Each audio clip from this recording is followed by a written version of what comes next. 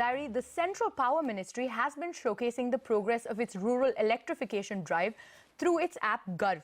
It currently shows a deficit of only 6% for the state of Uttar Pradesh to be 100% electrified. Certain districts like that of Sitapur are shown as fully electrified. CNBC TV 18's Archana Shukla visited the villages in this district to find out.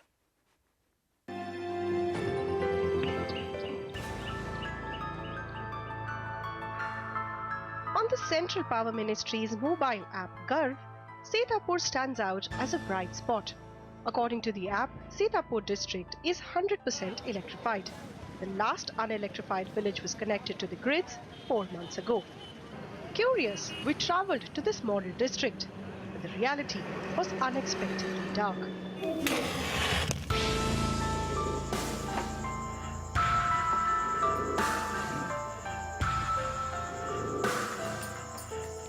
कभी यहाँ पर बिजली आई ही नहीं है जी, कभी नहीं आई। तो अब आजादी से इतने दिन हो गए कि हमारे गांव में लाइट नहीं आई। अच्छा, किस चीज की कमी है आपके गांव में? लाइट की कमी है।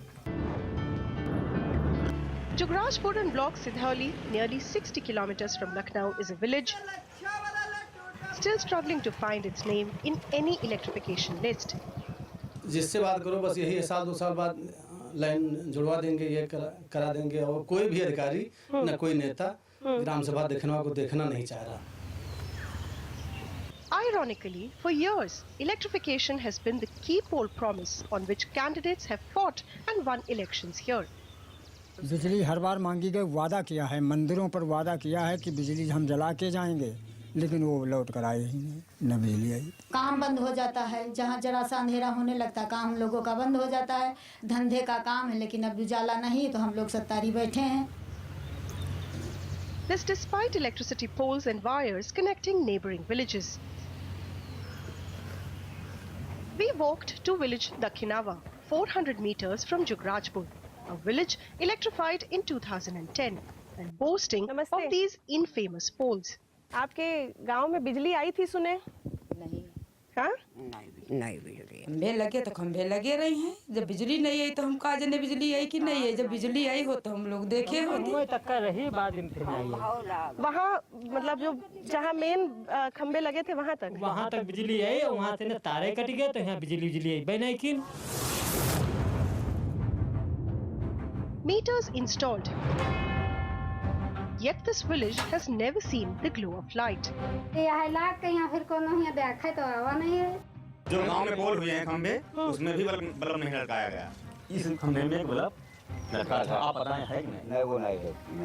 मात्र 1 घंटा जल रही थी। 6 years ago in 2010, this village was electrified. Poles like these were set up here, and this village did get electricity, but mind it, only for an hour, where a bulb was lit up.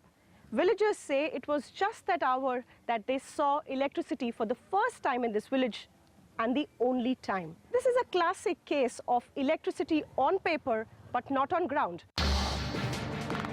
Ironically, the Power Distribution Division in charge of electrifying villages is itself raising questions on the data.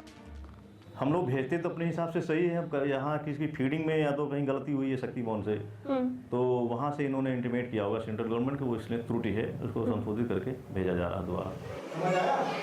According to Central Ministry, Uttar Pradesh has been allotted 6,946 crore rupees under the Deen Dayal Upadhyay Gram Jyoti Yojana, the highest in the country.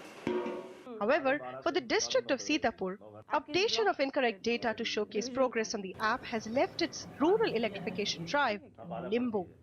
इसकी budget जब हम मांगते हैं तो deny हो जाता है, क्योंकि आपके जनपद में पूरे गांव विद्युतीकृत हैं। अब आप क्यों मांग रहे हो?